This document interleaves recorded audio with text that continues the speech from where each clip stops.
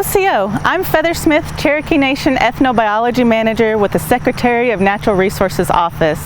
Welcome to the Cherokee Nation Heirloom Garden and Native Plant Site.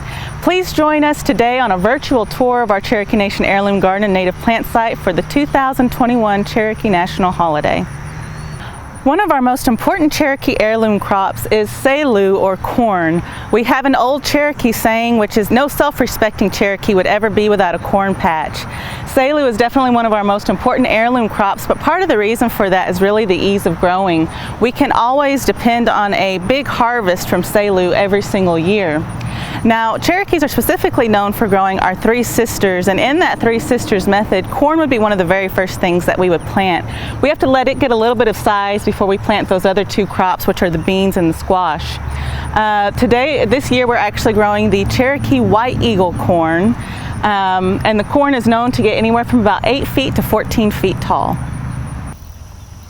This plant is Gundage, or wild senna. In Cherokee, of course, our word for Gundage oftentimes refers to the color black, and this is called black because its roots are known for being very, very black, and so that's why we call this Gundage. Eventually, as it goes further into the season, it will also produce flowers, and it produces a bean pod, and in the case of the bean pod, they will also come out a bright black color. And so that is why we refer to this as Gundage. Wild senna had many medicinal purposes, just one of which was used for the dedication of babies, and so it was a very important plant for us. This is one of our resident G-stew, or our rabbits. In Cherokee culture, rabbits are actually known for being sort of our tricksters. G-stew is oftentimes represented in a lot of our myths as playing tricks on many of the other animals and oftentimes getting himself into trouble and causing a lot of mischief. And I can say that our resident G-stew out here certainly hold up to their name, as we love to see them, but they also like to cause us a lot of problems when it comes to our heirloom crops. Now, this is our soligoog, or our water turtle out here, and in this case he's actually moving down towards the water, or to our pond, which sits just outside of our Cherokee Nation Heirloom Garden and Native Plant Site. This, of course, is a soligoog, a water turtle, so it's not one that we would have been using for shells or in ceremonies, but still turtles were important for us because we consider them very close to Earth. Their shells have the 13 spots on them for the 13 cycles of the moon in a year, and we believe, you know, where the shell starts with the Earth and works its way up towards the heavens and comes back down to the Earth. For all of these reasons, turtles tend to be very important to us. Along with that, our turtles actually housing many important plants. We do have milkweed growing out here, which is important for butterflies. It is the host plant for many of our monarch butterflies. We have lead plant growing in here, and we have one of the 7 sacred plants of the Cherokee, which is New Jersey tea, which we'll see a little bit closer later on. Now, growing within our arbor here is unasuga, or possum grapes. Possum grapes were the traditional grape used when we made grape dumplings, which is really kind of considered a Cherokee delicacy. We would take the grapes, boil them down, add some sugar to them to make them a little bit sweeter, and then add dumplings into that mixture, and it really makes a great Cherokee dessert. Possum grapes aren't quite as sweet at this time of year. They're not even ripe yet, so most of the time with possum grapes, we like to try to wait until after it gets a little bit colder in the year, and that's whenever the grapes actually sweeten up. But with that said, they're still not as sweet as some of our more store-bought recreational grapes today, and so we tend to add a lot of sugar to these when we make our possum grapes. So this is gelis, scully, or New Jersey tea. With Cherokee culture, one of our important numbers is the number 7, and it is so important for us in that we have 7 clans, and we also have 7 sacred plants of the Cherokee. Now, out here in the Cherokee Nation Heirloom Garden Native Plant Site, we have 5 of the 7 of those sacred plants represented, and this is the first of one of our 7. New Jersey tea actually gets its name because when the Boston Tea Party occurred, all of the tea that had been dumped into the harbor meant that the settlers who were here living in North America or in the United States at the time did not have any tea coming over from Europe, and so they started looking to the communities around them, to the different tribes, to see what would make a good tea substitute. New Jersey tea is one of the plants that really took off because it has a good flavor and it has a little bit of caffeine in it. However, it's not very strong in caffeine, not quite as strong as tea, but again, it does have a great flavor for tea and does have many medicinal uses as well. This is ihia, or river cane. Of course, for Cherokees, river cane has many, many purposes.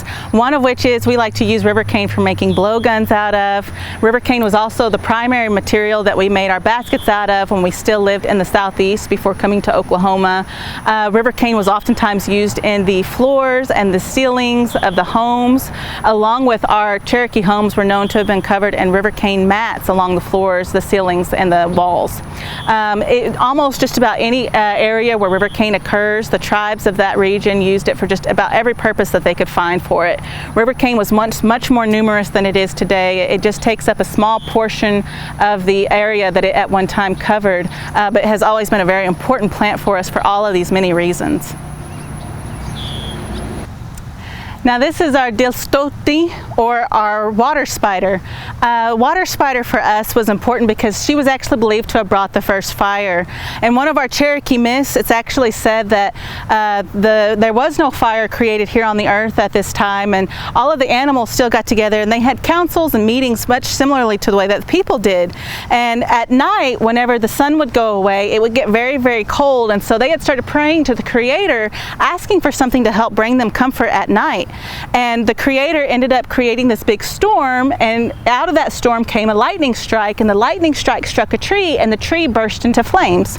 The only problem was that the tree was located on an island out in the middle of the water, and so the animals then had to try to figure out how to grab that fire and bring it back to the mainland where they were.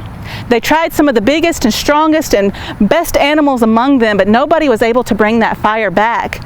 And so eventually it was the little water spider who got up and she said, "I have an idea, I can bring the fire back."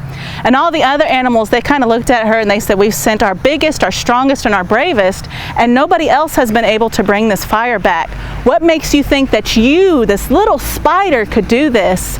But she told them, she said, "I have an idea." So depending on the story from the family, in some families they actually say that she made the first pot, that she took some clay and fashioned a small pot out of it. Other families actually say that she wove the first basket and that she wove this little basket from her web. In both cases, she then took that container, she placed it on her back, she swam across to the island, found a small coal, and was able to use that little basket to scoop that coal up, placed it back on her back, and then swam back across the water. And in that way, she was able to bring us the first fire, and so she's always been important to us since then. When we look at her represented in artwork, we always see her with these three body segments, and for anybody who really knows what we're looking at, insects have three body segments, but arachnids or spiders actually only have two body segments. Her third body segment, though, that we see in that artwork is actually that fire that she's bringing back. In Cherokee culture, it's considered taboo to actually represent or to show a true picture of fire because it was so sacred to us. So instead, fire is always represented with the 4-direction symbol. So that's why you'll see that 4-direction symbol in her back. Now, growing in our spider, we have Selugoya, or we have rattlesnake master. Rattlesnake master is the 6th of our 7 sacred plants of the Cherokee. Rattlesnake master it's believed that snakes don't like this plant and they will go away or they will stay away from the plant. But it also has a button that occurs on the plant, on the root, and that was used in the treatment of snake bites. So again, it was considered to be a very important medicinal plant for us as Cherokees. Wadon.